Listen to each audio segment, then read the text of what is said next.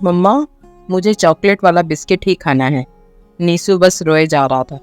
पूजा जब उससे चुप करा करा के परेशान हो गई तो उसने 4 साल के नीसू को एक चाटा मार दिया। बेचारा नीसू रोते रोते कमरे में आ गया।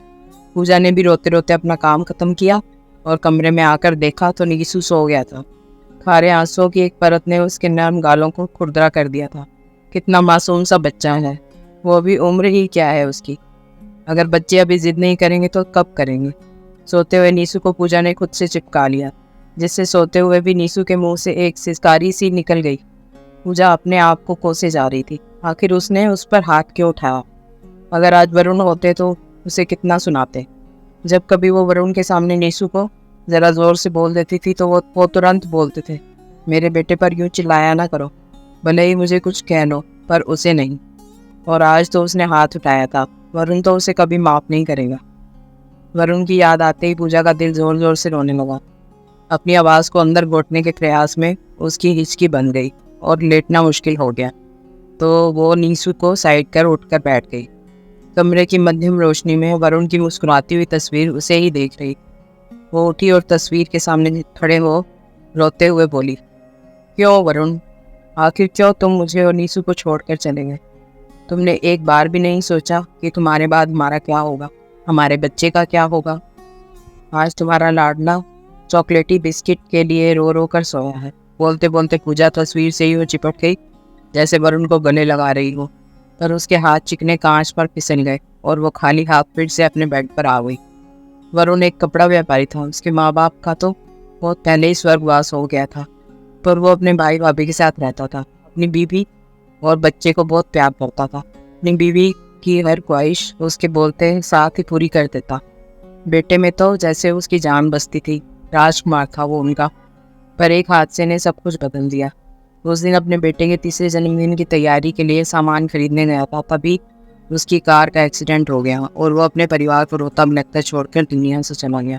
पूजा की तो जैसे पूरी दुनिया ही उजड़ गई। 6 महीने तक तो वो खुद को ही नहीं संभाल पाई, पर नीसू के लिए उसने खुद को संभाला। वो अपने पति की दुकान भी संभालना चाहती थी, पर उसके जेठ और जेठानी ने ये बोलकर उसे नहीं जाने दिया कि अभी दिन ही कितने हुए हैं वरुण को गए हुए। तुम्हें खुद अपने मन से सोचना चाहिए। जब तुम अभी से बाहर निकल कर काम करोगी तो लोग क्या कहेंगे। तुम नीसू को संभालो, काम हम संभाल लेंगे। जेठ जी तो पहले से ही नौकरी करते थे, तो वरुण की दुकान जेठानी जी को सौंप दी गई और उनके बच्चे और काम घर में रहकर संभालने की जिम्मेवारी पूजा को मिल गई।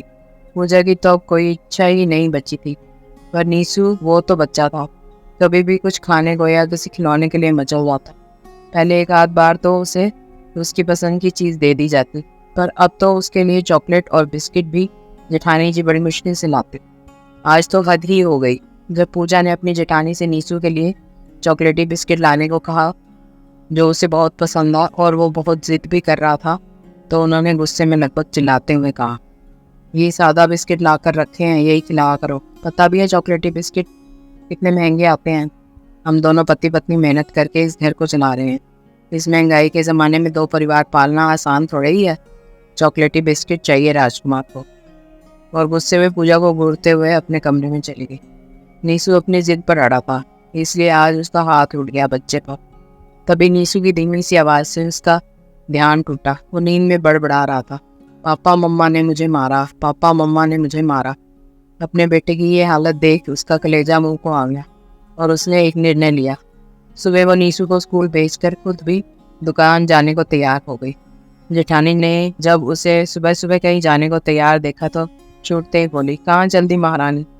पूजा ने संक्षिप्त उत्तर दिया, दुकान। सुनते ही जेठानी का पारा गर्म हो गया और जेठ जी को बुलाते हुए बोली, ये जी देखो जरा इसे, ये तो हमारी नाक कटवाने पर तुली है। पति को मरे अभी 1 साल ही हुआ है और ये महारानी चल दी घूमने। जेठ जी भी कुछ बोलने को हुए, उससे पहले पूजा ने बोलना शुरू किया, घूमने नहीं, अपने पति की दुकान संभालने जा रही हूँ ताकि अपने बच्चे की इच्छाएं पूरी कर सकूँ। आप दो परिवार का बोझ उठाकर बहुत थक गई हो। अब आप ना घर संभालो, नीसू के पापा नहीं तो क्या हुआ, उसकी माँ भी जिंदा है। एक माँ कभी इतनी कमज़ोर नहीं होती कि वो अपने बच्चे को ना पाल सके। मेरा बेटा हमेशा राजकुमार बनकर ही रहेगा। लोगों का क्या है, कुछ ना कुछ तो कहते ही रहेंगे, पर मेरे बच्चे के आंसू पोंछने तो नहीं आते ना। कहते हुए उसने दुकान की चाबी उठा ली और निकल गई, बिना इसकी परवाह किए कि लोग क्या कहेंगे। एक माँ के हौसले को देख जेठानी जी अपना सा मुंह लेकर किचन में चल दी, वो काम करने जो अभी तक पूजा करती थी।